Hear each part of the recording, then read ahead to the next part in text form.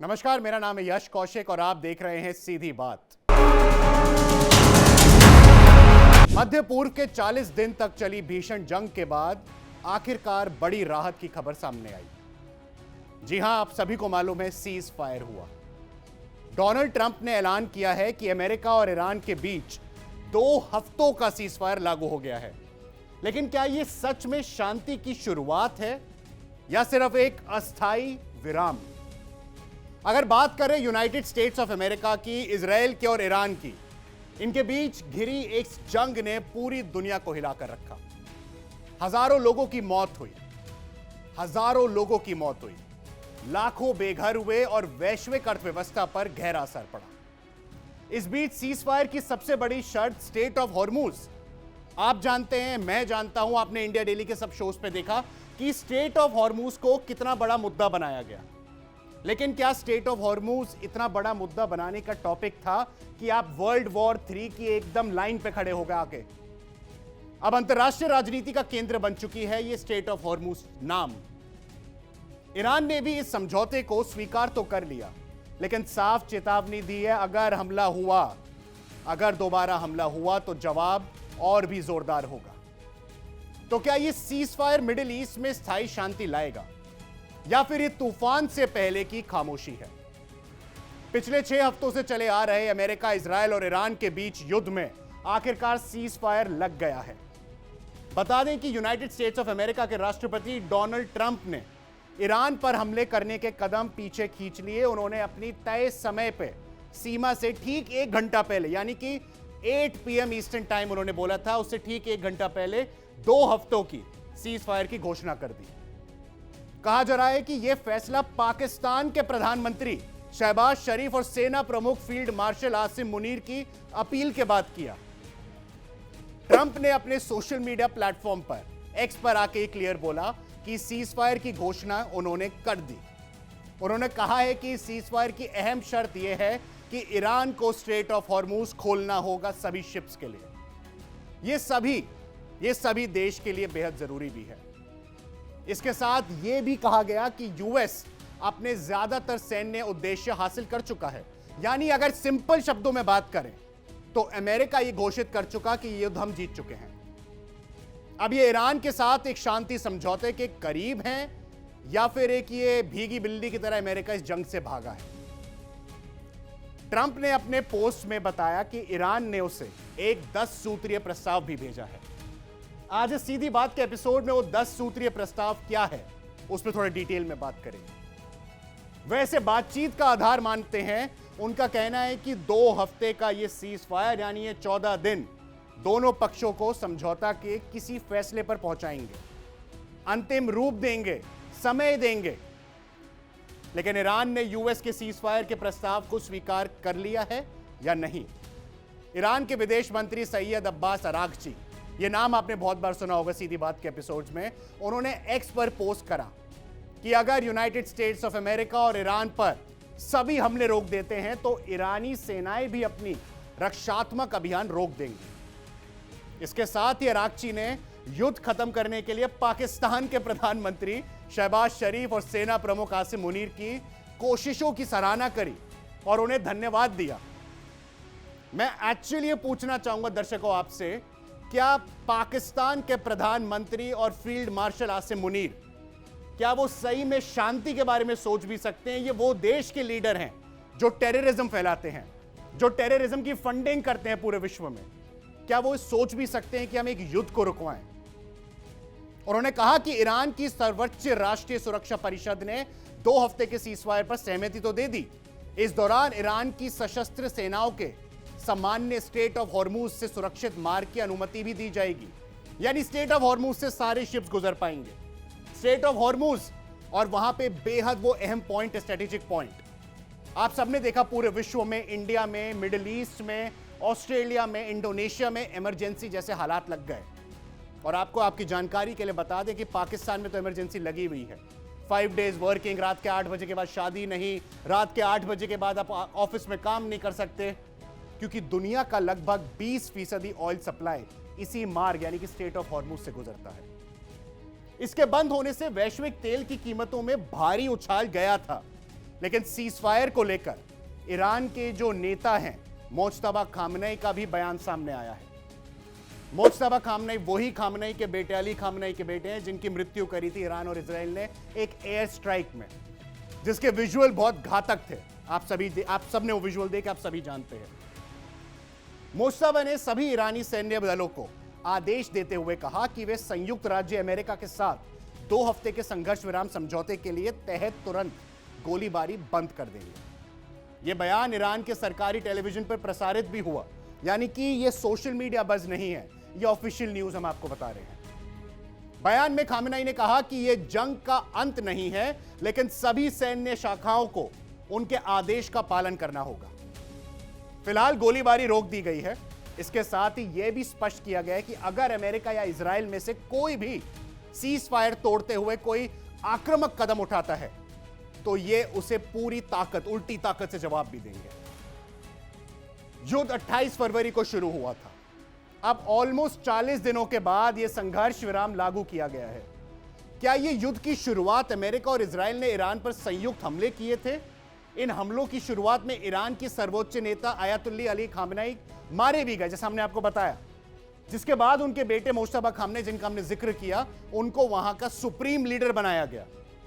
अब अगर एक सुप्रीम लीडर अपने देश को नहीं संभाल पा रहा, वर्ल्ड पॉलिटिक्स को नहीं समझ पा रहा कि वो पूरे वर्ल्ड में एक अकेले कोने में घुसते जा रहे हैं। ईरान और संयुक्त राज्य अमेरिका ने पाकिस्तान के पीएम को जैसे धन्यवाद बोला, जैसा कि उनकी बात करी शहबाज शरीफ और आसिम मुनीर की, ऐसा लग रहा है कि ईरान कहीं ना कहीं टेररिज्म को सपोर्ट कर रहा है। एक चीज और सबसे इंटरेस्टिंग है, बेंजामिन नेतन्याहू इजराइल के लीडर, उन्होंने कहीं ऑफिशियली आके ना कोई प्रेस कॉन्फ्रेंस करी, ना कोई पोस्ट में बताया कि हमने हार मान ली है या हम जीत चुके हैं और यह युद्ध यहां समाप्त होता है। सोचने वाली बात यह है दर्शकों कि क्या सही में इजराइल अमेरिका के साथ इसमें खड़ा है? आज से 10 दिन पहले नेतन्याहू के मारे जाने की खबरें बहुत ट्रेंड कर रही थी सोशल मीडिया पे, लेकिन क्या वो सच थी? ये नेतन्याहू ने आके बोला कि these all are fake news which are being spread about me, यानी कि मैं स्पष्ट आपके सामने खड़े होकर आपको बता रहा हूं कि मैं जिंदा हूं, लेकिन सोशल मीडिया पे यह बज़ बन चुका है। मंगलवार रात डोनाल्ड ट्रंप के युद्ध विराम घोषणा के कुछ घंटों बाद ईरान ने बड़े दावे किए हैं। तेहरान की राष्ट्रीय सुरक्षा परिषद ने इसे अमेरिका पर अपनी जीत बताई है। ईरान का कहना है कि उनके सैन्य और राजनीतिक दबाव के कारण अमेरिका को हमले रोकने पड़े, यानी कि एक तरफ डोनाल्ड ट्रंप अपनी विक्ट्री घोषित कर चुके और एक तरफ आए अब ईरान कि हम भी जीत चुके हैं। क्या दोनों में से कोई असल में जीता है, या फिर ये एक्चुअली सिर्फ 14 दिन का जो पीरियड है सीज फायर के नाम पर, ये सिर्फ अपने आप को और मजबूत करने का है? क्योंकि अमेरिकन फुट सोल्जर्स उतरे थे ईरान में, ईरान ने अमेरिका के फाइटर जेट गिराए हैं, ये फैक्ट्स हैं, लेकिन फैक्ट्स को साबित करके क्या कोई युद्ध जीत सकता है? या एक्चुअली क्या अब ग्राउंड फुट वॉर होने वाली है? क्या दोनों को एक दूसरे की कमियों के बारे में पता चल गया कि इसको यहां हिट करेंगे, इसको यहां हिट करेंगे? क्या ये इसलिए 14 दिन का एक बहाना बोला है सिर्फ? ईरान ने 10 सूत्रीय व्यापक योजना भी पेश की, जिसका हमने जिक्र किया शुरुआत में। तेहरान इसे रणनीतिक सफलता मान रहा है। हालांकि युद्ध विराम को स्थायी शांति नहीं बल्कि एक अस्थायी विराम बताया गया है। अगर एक बात करें तो यह लड़ाई फिर शुरू हो सकती है, इसकी पूरी संभावना है। ईरान की राष्ट्रीय सुरक्षा परिषद का कहना है कि अमेरिका मजबूर होकर बमबारी अभियान रोकने पे एकदम तैयार खड़ा था, उन्हें पहले ही मालूम था। तेहरान का दावा है कि उसने अमेरिका को अपनी 10 सूत्रीय योजना मानने पर विवश किया, यानी कि मजबूर किया। युद्ध 40वें दिन तक चलता और ईरान ने कभी समझौते की जल्दबाजी नहीं की, हम सबने देखा। ईरान सिर्फ सरकाज़म में जी रहा था। आईआरजीसी की जो स्टेटमेंट आ रही थी वो एकदम फैक्चुअली करेक्ट निकली। परिषद के अनुसार अमेरिका 1 महीने से अधिक समय में युद्ध विराम चाह रहा है, यानी कि अमेरिका जो ग्रेटेस्ट नेशन अपने आप को कहता है, डोनाल्ड ट्रंप दूसरी बार राष्ट्रपति बन के आए, उस देश को मात्र 40 दिन में एक युद्ध छोड़नी पड़ी या सीज फायर करना पड़ा, अब उसको जो भी बहाना कहिए। लेकिन ईरान ने अपनी शर्तों पर वो अड़ा रहा कि अंत में तेहरान के दबाव के आगे वॉशिंगटन डीसी को झुकना पड़ा। ईरान इसे दुश्मन की हताशा और पछतावे के रूप में देख रहा है। 10 सूत्रीय प्रस्ताव में क्या है? इराक, लेबनान, यमन, और इन सभी मिडिल ईस्ट देशों के युद्ध की पूर्ण समाप्ति चाहता है। ईरान के खिलाफ युद्ध की पूर्ण और स्थायी समाप्ति बिना किसी समय सीमा के इस क्षेत्र में सभी संघर्षों को पूरी तरह से समाप्त करना, होर्मुज जलमंत्र यानी कि होर्मुज स्ट्रेट को खोलना, होर्मुज स्ट्रेट में नौवहन की स्वतंत्रता और सुरक्षा सुनिश्चित करने के लिए प्रोटोकॉल और शर्तें स्थायी करना, ईरान को मेरे को लग रहा है ये शायद भारी पड़ने वाली है अभी चीजें। एक तरफ बिल्कुल बात सही है कि डोनाल्ड ट्रंप अपने बड़बोले बयान के कारण बहुत चर्चा में रहते हैं, वो गाली गलौज तक लिखते हैं अपने एक्सपोज पे, ट्वीट पे आराम से आके। लेकिन ईरान, जितना सरकाज़म में ईरान भी आज तक जी रहा है, उन्हें भी समझने की जरूरत है कि ईरान अकेला देश नहीं है मिडिल ईस्ट में, उससे बड़े देश है मिडिल ईस्ट में।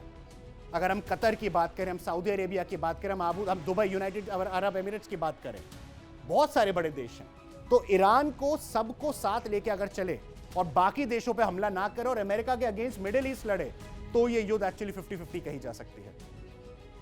ईरान परमाणु हथियार हासिल करने की कोशिश ना करने के लिए पूरी तरह प्रतिबद्ध है, ये उस 10 सूत्रीय लिस्ट में पहला ने।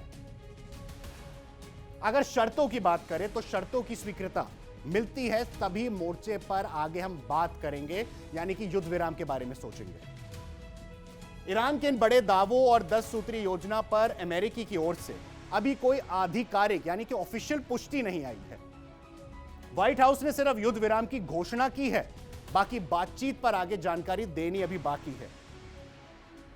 अमेरिका और ईरान के बीच 2 सप्ताह के युद्ध विराम समझौते में एक ऐसा प्रावधान शामिल है जिसने ईरान और ओमान दोनों देश खुश हैं। अब होर्मुज स्ट्रेट से गुजरने वाले हर जहाज पर टोल वसूला जाएगा और अभी तक ये टोल इस युद्ध के बीच में सिर्फ ईरान ले रहा था।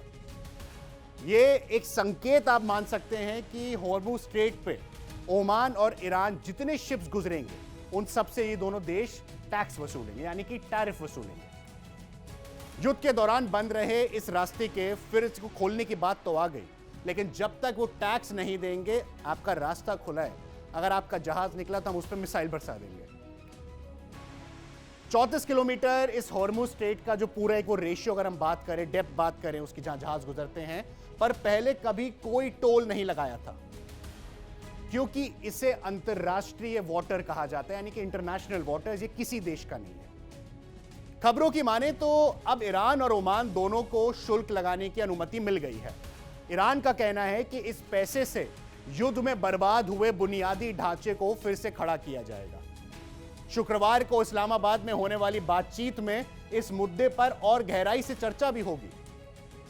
युद्ध विराम योजना में साफ प्रावधान है कि ईरान और ओमान होर्मुज से गुजरने वाले जहाजों पे टैक्स उनसे वसूलेंगे, और वो कितना टैक्स होगा, क्या वो हजारों डॉलर होगा, क्या वो मिलियंस ऑफ डॉलर्स होगा, या वो अरबों डॉलर होगा, वो हम सबको बहुत जल्द पता चलेगा।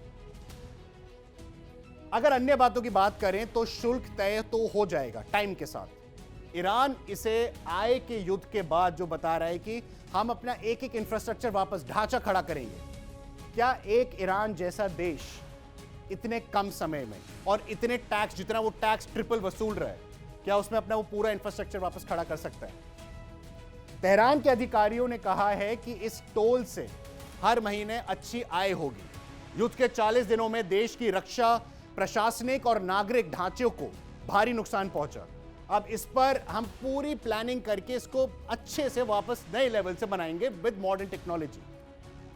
होर्मुज दुनिया के तेल का बड़ा रास्ता है, हम सबने आपको बताया। टोल लगाने से तेल की कीमतों पर कुछ असर पड़ सकता है। हालांकि ईरान का दावा है कि इससे पूरे देश में या पूरी दुनिया में जो एलपीजी का, जो ऑयल का जो प्राइस अचानक से शूट किया था, वो नीचे आ जाएगा, और ऐसा हुआ भी। लेकिन एक और चीज नीचे आई, वो है यूनाइटेड स्टेट्स ऑफ अमेरिका की डॉलर का रेट नीचे गिर गया। और जब जब डॉलर का रेट नीचे गिरा है, इसका हिस्ट्री इसकी गवाह है, जब जब डॉलर नीचे गिरा है पूरे वर्ल्ड की इकोनॉमी पे इफेक्ट आता है।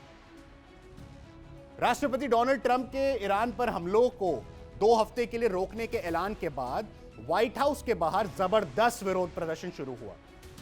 प्रदर्शनकारियों ने ट्रंप को हटाने की मांग करी, और आपको यह भी बता दें 214 डेमोक्रेट्स हैं यूएस में, 217 रिपब्लिकन्स हैं। 214 में से 90 रिपब्लिकन्स और ऐसे 90 डेमोक्रेट्स दोनों ऐसे हैं जो चाहते हैं कि हम ट्रंप को अभी हटा दें, और खासकर डेमोक्रेट्स। अगर इस सीज फायर की घोषणा के मात्र 10 घंटे के अंदर 90 डेमोक्रेट्स खड़े हो गए हैं तो पूरी आशंका है कि रिपब्लिकन्स भी आएंगे और इस जंग को रुकवाने के लिए वो ट्रंप को संघी घोषित करके 25th अमेंडमेंट लागू कर देंगे। एक प्रदर्शनकारी मॉर्गन टेलर ने कहा, हम आज रात यहां इसलिए आए हैं व्हाइट हाउस के बाहर क्योंकि हम जो कुछ भी झेला है उसे बर्दाश्त अब नहीं कर सकते। हम चुनावों का इंतजार नहीं कर सकते। इस देश यानी यूनाइटेड स्टेट्स ऑफ अमेरिका में जो कुछ हो रहा है उसे अभी रुकना चाहिए। जो क्रूरता न सिर्फ इस देश में हो रही है बल्कि इस देश के द्वारा दुनिया भर में की जा रही है, चाहे वो वेनेजुएला हो, चाहे वो ईरान हो, चाहे वो क्यूबा को धमकी हो, जो युद्ध अपराध इस राष्ट्रपति ने उस व्हाइट हाउस से किए हैं, एक आदमी को जानना ही होगा कि वो कितना घटिया इंसान है। पूरे शासन की उनको जानकारी है। जब तक वह चला नहीं जाता, हम हर दिन इन सड़कों पर उतरेंगे, हम हर दिन ज्यादा से ज्यादा लोगों को लेकर आएंगे और हम हर दिन दुनिया भर में और ज्यादा लोग इसकी बात उठाएंगे सोशल मीडिया पर। अब अमेरिका, इजराइल, ईरान, ये 3 देशों की युद्ध थी। Benjamin Netanyahu, Khamenei, Donald Trump. बीच में आते हैं व्लादिमीर पुतिन, बीच में आते हैं चाइना, बीच में आता है नॉर्थ कोरिया, और अब जब ऑफिशियली पाकिस्तान का नाम आ गया, लेकिन पाकिस्तान का नाम आया है युद्ध रुकवाने के लिए, जो कि आने वाले दिनों में सीधा एक साफ हो जाएगी पिक्चर कि क्या चाइना ने युद्ध रुकवाया है या सही में शहबाज शरीफ और आसिम मुनीर ने रुकवाया है। 28 फरवरी 2026 से शुरू हुई अमेरिका, इजराइल और ईरान के बीच 40 दिन तक की चल रही भीषण जंग ने पूरे मध्य पूर्व को हिलाकर रख दिया। इस संघर्ष में अब तक कुल 3640 लोगों की मौत हो चुकी है। यह सिर्फ एक ऑफिशियल आंकड़ा है, जबकि हजारों लोग घायल हुए हैं और भारी पैमाने पर संपत्ति का नुकसान हुआ है। जंग की शुरुआत तब हुई अब अमेरिका और इजराइल ने ईरान के परमाणु ठिकानों, सैन्य अड्डों और मिसाइल सिस्टम पर बड़े पैमाने पर हवाई हमले किए। इसके जवाब में ईरान और इजराइल और क्षेत्र में मौजूद अमेरिकी ठिकानों पर मिसाइल और ड्रोन से हमले किए। धीरे धीरे यह संघर्ष पूरे क्षेत्र में फैल गया और कई देश इसकी चपेट में आ गए। इस जंग में सबसे ज्यादा नुकसान ईरान का हुआ। रिपोर्ट के अनुसार वहां 2075 लोगों की मौत हुई और 26,500 से अधिक लोग घायल हुए। लेबनान में लगभग 1500 लोगों की जान गई, जहां हिजबुल्लाह और इजराइल के बीच भीषण संघर्ष हुआ।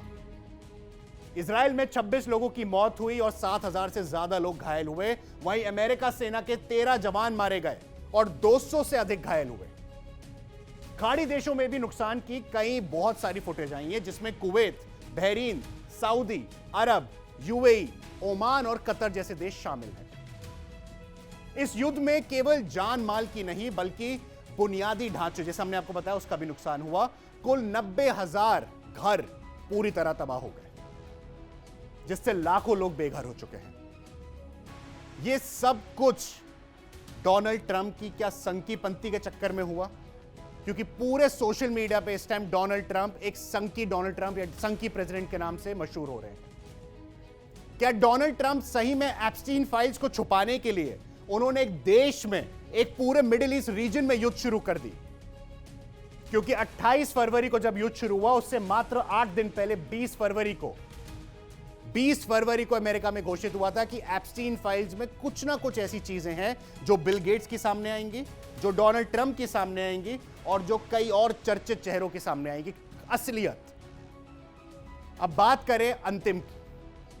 7 अप्रैल के आसपास अमेरिका और ईरान के बीच 2 सप्ताह का सीजफायर लग चुका है। हम सब ने वो देखा। बेंजामिन नेतन्याहू ने स्पष्ट किया कि लेबनान में हिजबुल्लाह के खिलाफ कार्रवाई इस समझौते से अलग रहेगी, वो इसमें पार्ट नहीं है।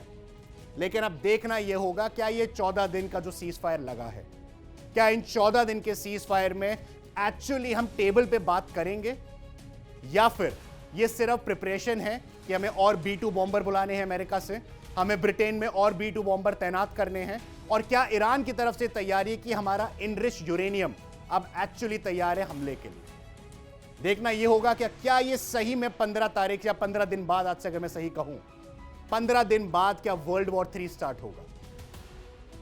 सारी जानकारी के लिए इंडिया डेली को जरूर सब्सक्राइब करिए और सीधी बात के शो को और भी जो भी आप जानते हैं, जो आप चाहते हैं कि हम अगला एपिसोड जिस टॉपिक पे बनाएं, कमेंट सेक्शन में जरूर बताइए, क्योंकि अगला एपिसोड हम उसी विषय पे लेके आएंगे। बहुत बहुत धन्यवाद। देखिए इंडिया डेली 24/7 अब आपके स्मार्ट टीवी पर। इंडिया डेली मौजूद है सभी डिजिटल प्लेटफॉर्म पर लाइव और लगातार। इंडिया डेली 24/7 हर दिन राष्ट्र को समर्पित।